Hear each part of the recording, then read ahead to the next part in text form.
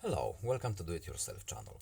Today I will show you where to find the options and where to turn off speaking keyboard input allowed function in Samsung Galaxy Z Fold5.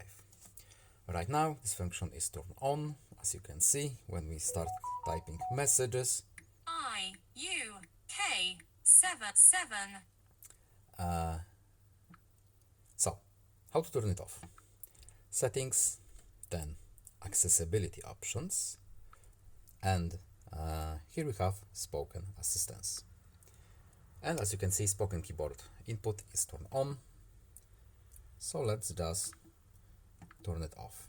Now let's test it again.